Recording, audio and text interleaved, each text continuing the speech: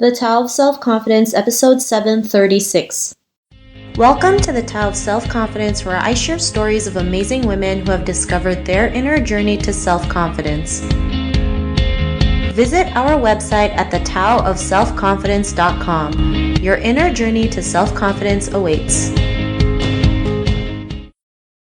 Well, hello friend. Welcome to the Tao of Self-Confidence, where I share stories of amazing women who have discovered their inner journey to self-confidence. I'm your host today, Sheena Yap Chan, and today I have an amazing lady on the show today. She's the founder of Rhea Wong Consulting after being in the nonprofit space for 15 years, and I'm really excited to have her on and share her story with us today on self-confidence. So without further ado, I'm going to introduce you to Rhea Wong. Rhea, how are you today? Maybe you can fill in a little bit more about yourself to the listeners. Sure. Sheena, thank you so much for having me. It's a pleasure. I am a native San Franciscan, relocated to Brooklyn, New York. So I'm sitting here in lovely Brooklyn right now. I've been in the nonprofit space my entire career. I'm deeply convicted about social justice and social equity. And about a year and a half ago, I started my own consulting business. Thanks for sharing that. And Rhea, what's your cultural background? So my family is Chinese American, which is so funny because growing up in San Francisco, I had no idea that Asians were a minority. And it wasn't until I left San Francisco that I was like, oh, the whole world isn't Chinese? How weird. Awesome. Well, thanks for sharing that. And what would be your favorite self-confidence quote? You know, I have probably a lot, but one of them is, it's better to ask forgiveness than permission. And so I really lived my whole life by doing the thing and then asking questions later. And so it's been a series of just jumping in with both feet and like figuring it out as I go. Thanks for sharing that great quote. And in your own words, how do you define self-confidence? I think I would say it is the courage to act in alignment with who you are inside. And what I mean by that is act, behave, speak, do, and be in alignment with exactly who you are inside. Thanks for sharing that great definition. And Rhea, what was your life like before your discovery of self-confidence? It's so funny. I was actually thinking about that question. I was like, I don't think I understand the question, because for me, I've always sort of been this person. And so it's kind of the same as asking me, like, what was my life like before I had an arm? It's like, I was born with an arm. And actually, I talked to my mom about it prior to this interview. And she's like, yeah, you pretty much always were this person. And she said that she really saw my personality develop between the ages of 3 and 7. So I guess I don't really understand the question because I have always kind of been who I am, but I guess I would attribute it to my parents really encouraging and supporting this, me being a very outspoken, opinionated, headstrong, stubborn, self-confident person. Thanks for sharing that. And, what was that point in your life, especially, switching from like nonprofit to creating your own consulting business? What was that aha moment that gave you the confidence to go ahead and take action? Yeah, it was an interesting question because, again, I had been running a nonprofit for so long that after 12 and a half years, I was really ready for the next thing. And, it's like you have a shadow interest before you actually take the plunge on it. And so I'd spent a lot of time in my nonprofit world reading a lot of books about entrepreneurs and listening to podcasts and watching TED Talks and so on and so forth. So I knew the impulse was always there. And actually what was interesting for me is it sort of happened by accident, which is I joined a small tech firm after I left my nonprofit, and it just didn't work out. It was not a great fit for me. And so I left there without a plan B. And, I have a pretty high risk tolerance, so that didn't freak me out. And it was actually really great for me after I left the tech firm. I gave myself 3 months off. I gave myself a summer vacation for the first time since I was in school. And I took a lot of time to reflect on what it is I wanted to do, what really interested me. And I actually sort of became an accidental consultant, which is that I had a couple of friends running nonprofits and other business things, and they heard that I was available and they asked me to consult on a couple of projects. So it wasn't really ever an intentional move necessarily to have my own company, but it kind of happened organically, and I'm really, really proud and excited about it. And for me, I think the big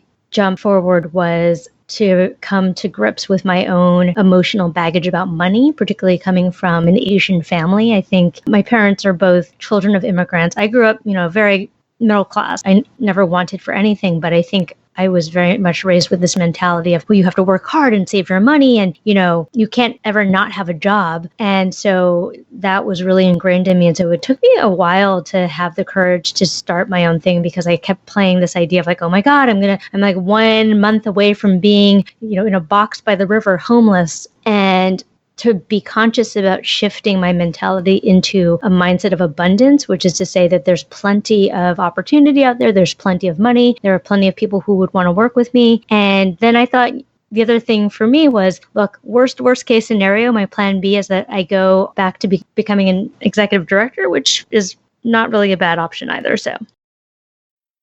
Thanks for sharing that. And, it's great you were able to talk about that emotional baggage with money, because I think with all Asian families, it's like it's been triggered in our heads to like have that stable job, have the stable life, have the paycheck to paycheck. And when we don't have that, it's like it's the end of the world, not realizing like it's not the end of the world. Anything can happen. Great things can come to us if, like you mentioned, we shift our mentality to abundance, right? It's just because we've been brought up to like fear every single thing that's bad. We have that fear control us. And, once when we can let go, we can realize like there's so many great things out there. And because of those realizations, what's your life been like now? I have to say, I'm having a lot of fun. So I was thinking about another quote that really drives me, which is, what's the worst that could happen? So when I started my company, there are these unconscious fears that we have about all the terrible things that could happen. But when you really kind of look at it in a rational way, it does start to feel like, oh, well, what is the worst that can happen? Because look, I'm smart, I'm hardworking, I'm well educated, I have a great network, I have a great reputation. What is the worst that could actually happen? I don't find enough clients and then I have to go back to having a real job. And so that's, it's a pretty good safety net to have. And I don't know, I'm having a really great time. I actually have not even been tempted at all in the last year and a half to find a quote unquote real job because, as you can imagine, recruiters reach out to me fairly regularly.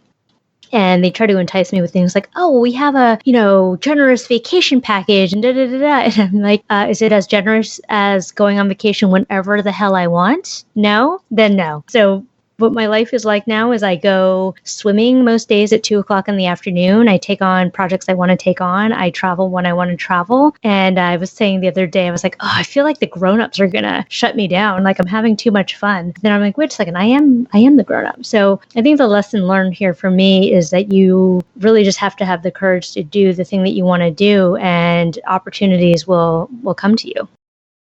Thanks for sharing that. And to the woman who's listening to your episode, she may be in her own journey to self-confidence. What would be that one tip you would give to her?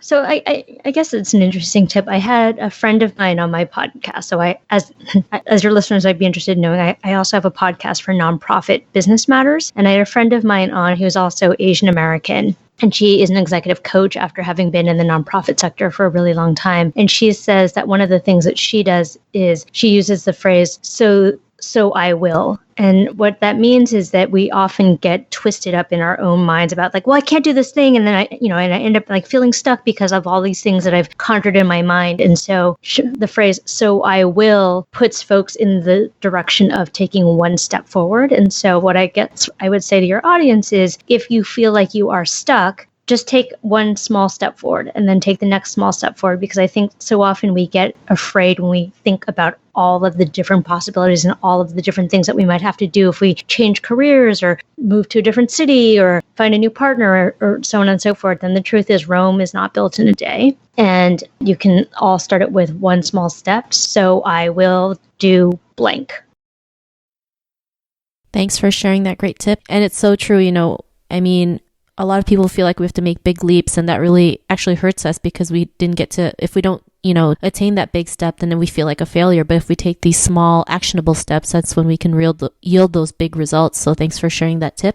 If I could follow on with that too, I also think that as Asian Americans, we really have to reckon with our emotional baggage around failure, because I know in many Asian families, mine included, the idea of failure is shameful, right? It's something we don't talk about. We hide it, we cover it, it's not acceptable. And instead, if we thought about failure as an opportunity to learn, it's like, okay, well, what's the worst that can happen? This thing is either a great success or I'll learn something. I think it really lowers the bar on being able to try something new, because it's not, I'm going to fail and therefore, I'm inadequate, or I'm not worthy, or the sky's going to fall. Like, most failures are, not that big a deal, and or figure outable, and or you can bounce back and be resilient from it. So I think, again, thinking about like, what's the worst thing that could happen? Thanks for sharing that. And if our listeners wanted to get to know a little bit more about you and what you do, or check out some of your work, is there any links or social media profiles we can connect with? Yeah, definitely. I can share my website with you, Rhea Wong, RheaWong.com. And you can find me on all the socials, LinkedIn, Instagram, Facebook, and so forth. Thanks for sharing that. And to our listeners, if you want to connect with Rhea, you can also head on over to thetaoofselfconfidence.com and search for Rhea's name. Her show notes will pop up along with everything else that we talked about. And I really just want to thank Rhea today for taking the time to share her story and tips with us on self-confidence. So thank you so much, Rhea. Thank you, Sheena. It's a pleasure to talk to you. Not a problem. It was really great having you on the show. And to our listeners, be on the lookout for another new episode of another amazing woman's journey to self-confidence. And we'll talk to you soon. Bye for now. Hi there. Thank you for tuning in to another amazing episode of the Tao of Self-Confidence. Get your free self-talk tape for building self-confidence by visiting our website at thetaoofselfconfidence.com. Your inner journey to self-confidence awaits.